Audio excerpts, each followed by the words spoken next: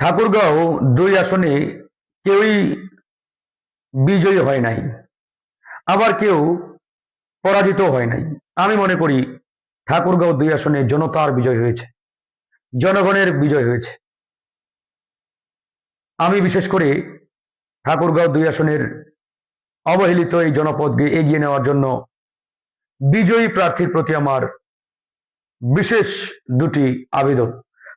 Number 1, আমার এই পিছিয়ে পড়া জনপদকে কিভাবে এগিয়ে নেওয়া যায়, রাজনৈতিক প্রতিহিংসা মুক্ত একটি প্রতিযোগিতামূলক রাজনৈতিক সংস্কৃতি বিনির্মাণের মধ্য দিয়ে আমরা যাতে এই বালিয়াডাঙ্গি, হরিপুর, ধর্মগড়, কাশীপুর এই এলাকাটাকে বিনির্মাণ করতে পারি, এই বিষয়ে বিজয়ী প্রার্থী ডক্টর আব্দুল সালাম ভাইয়ের প্রতি আমার বিশেষ আবেদন থাকলো। আমার দ্বিতীয় আবেদন, আমরা যারা আজকে এখানে পরাজিত হয়েছি, মানে আপনার লিখিত ভোটের মাধ্যমে, বিশেষ করে মাওলানা আব্দুল হাকিম সাহেব, প্রবীণ রাজনীতিবিদ, বর্ষিয়ান রাজনীতিবিদ, আমি ফারুক হাসান এবং অন্যান্য প্রার্থীরা রয়েছেন, নুরুন্নাহার বেগম, নাহিদ রানা, রেজাউল করিম এবং যারা রয়েছেন, আমি প্রত্যেকের প্রতি আমার পক্ষ থেকে আমি ধন্যবাদ জানাচ্ছি, শুভেচ্ছা জানাচ্ছি। ইনশাআল্লাহ ভয়ের কোনো কারণ নেই, মন খারাপেরও কোনো কারণ নেই।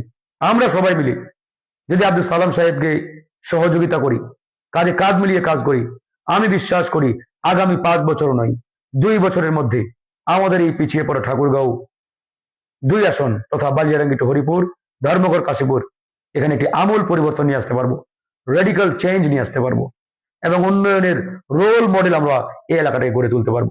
আমি ফারুক হাসান সবসময় ইনশাআল্লাহ আপনাদের সাথে রয়েছি, পাশে রয়েছি। আমাকে যখনই ডাকবেন, যখনই স্মরণ করবেন, আমি হাজির হয়ে যাব। আর আমার এই এলাকার প্রাণপ্রিয় জনগণ যারা রয়েছেন, আপনাদের বিপদে আপদে, সুখে দুঃখে যখনই আপনারা প্রয়োজন মনে করবেন আমাকে জানাবেন, আমি সব সময় আপনাদের সাথে আছি। আসসালাম।